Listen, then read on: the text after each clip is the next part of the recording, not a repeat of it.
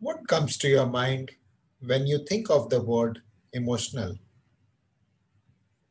Emotional person, emotional fool, or something else? Being emotional is considered to be weak or foolish.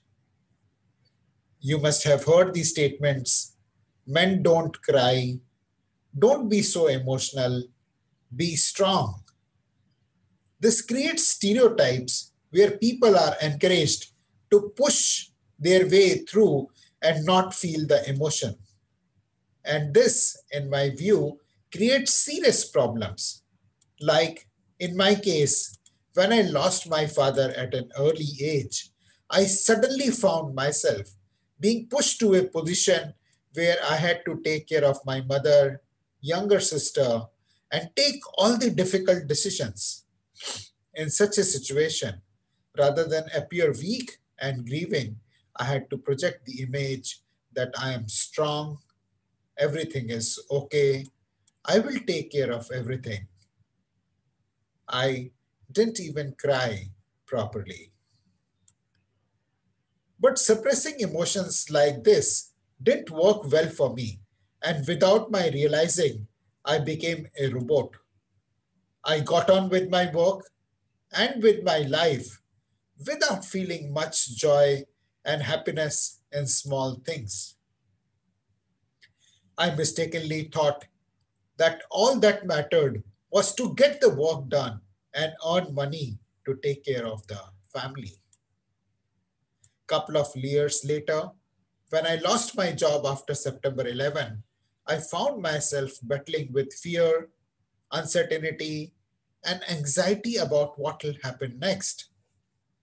I resorted to smoking heavily as I had heard someone say that smoking eases tension. From my personal experience and from interactions with thousands of people during my sessions, I find suppression of emotion or distracting mind by eating, smoking, or drinking doesn't really help. What actually helps is feeling the feeling. And that is what emotional intelligence is. It is the capacity to be aware of, control, and express one's emotions, and to handle interpersonal relationships judiciously and empathetically. Many research show that EQ to be more important indicator of success than IQ. My journey from being an emotional fool to being emotional intelligent had three important milestones. First time I opened up to experiencing my emotions was during a weekend workshop conducted by Suparna Yamna Chopra based on the teachings of Louis Hay in the book You Can Heal Your Life. In this workshop, I cried openly and kick-started my journey to feeling my emotions. Next milestone in this journey was listening to a TED Talk, The Power of Vulnerability by Dr. Brent Brown.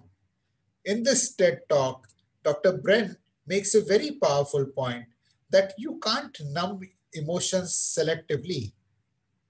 When we numb an undesirable or inconvenient emotion, we also reduce our ability to feel the joy, the good, the happiness in our lives. This was a major realization for me. I started paying attention to my emotions, becoming aware of them, feeling them, accepting them as they are. Further, what helped in the process was journaling emotions, something which I learned from my coach, Thaddeus Lawrence.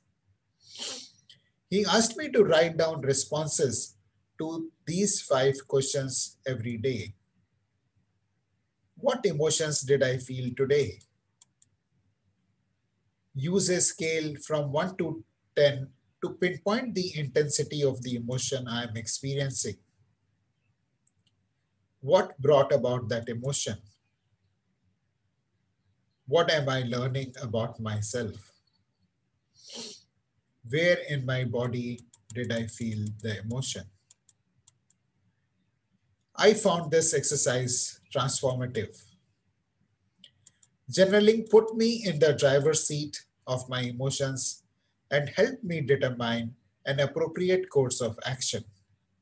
I realized that respecting and honoring my emotions is really about respecting and honoring myself.